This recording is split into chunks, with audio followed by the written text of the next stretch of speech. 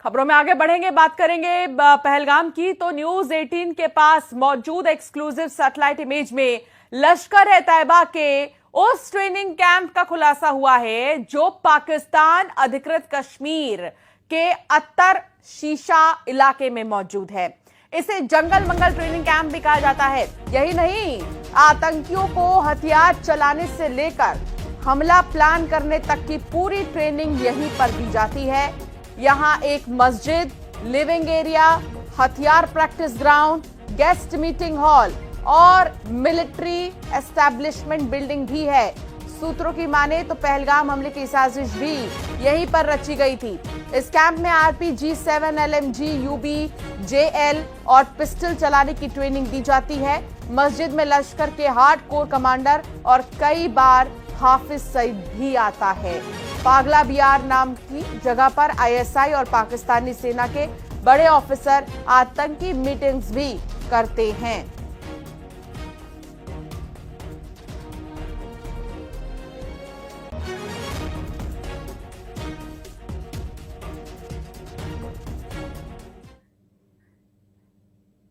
पाकिस्तान सेना प्रमुख असीम मुनीर ने एक बार फिर से भारत के खिलाफ जहर उगला है।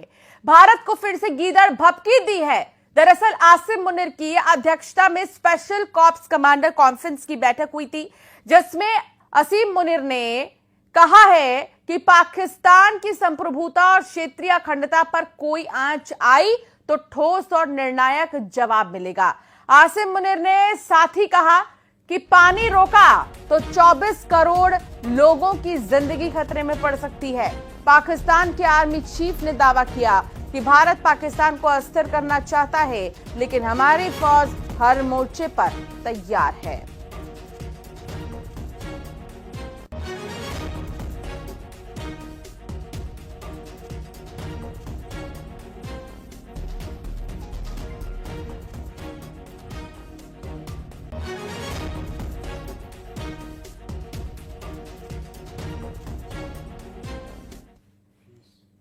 पहलगाम हमले की जांच कर रही NIA की शुरुआती जांच रिपोर्ट में पाकिस्तान समर्थित आतंकी संगठन लश्कर-ए-तैयबा, ISI और पाकिस्तानी सेना की साजिश का खुलासा हुआ। रिपोर्ट के मुताबिक यह हमला पाकिस्तान की सुनियोजित साजिश का हिस्सा था। NIA के डायरेक्टर जनरल के नेतृत्व में तैयार इस जांच रिपोर्ट में गृह मंत्रालय को सौंपने की तैयारी की जा रही है।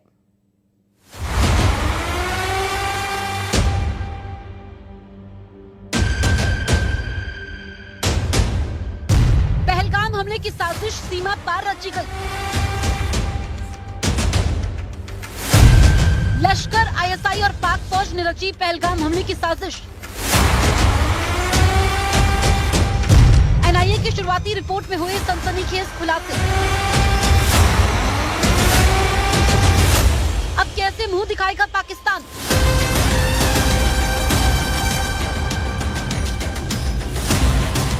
जम्मू कश्मीर के पहलगाम में हुए आतंकी हमले की जांच कर रही नेशनल इन्वेस्टिगेशन एजेंसी यानी NIA की शुरुआती जांच रिपोर्ट सामने आ गई है। इस रिपोर्ट में पाकिस्तानी आतंकी संगठन लश्कर-ए-तैयबा, ISI और पाकिस्तानी सेना की साजिश के पुख्ता सबूत मिले हैं। NIA की रिपोर्ट को जल्दी गृह मंत्रालय को सौंपा जाएगा। जांच के समय NIA ने करीब 150 लोगों के बयान दर्ज किए हैं। साथ ही 3D मैपिंग और रिक्रिएशन की शुरुआती रिपोर्ट भी इस जांच का हिस्सा है। NIA की प्रारंभिक रिपोर्ट में इस बात का जिक्र है कि बकायदा ISI और लश्कर में पूरा एक गठबंधन बन चुका था, जिसके जरिए आतंकियों की एक नई फौज तैयार हो रही थी और उन्हें ट्रेनिंग दे रहे थे ISI और पाकिस्तानी सेना के नुमाइंदे।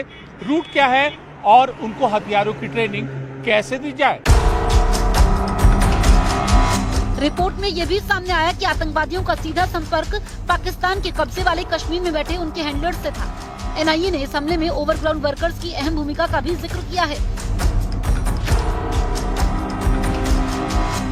सूत्रों के अनुसार जम्मू कश्मीर में इन ओवरग्राउंड वर्करों के सभी संपर्कों की सूची तैयार कर ली गई है और अब इनके खिलाफ प्रशासनिक और कानूनी कार्रवाई की तैयारी चल रही है।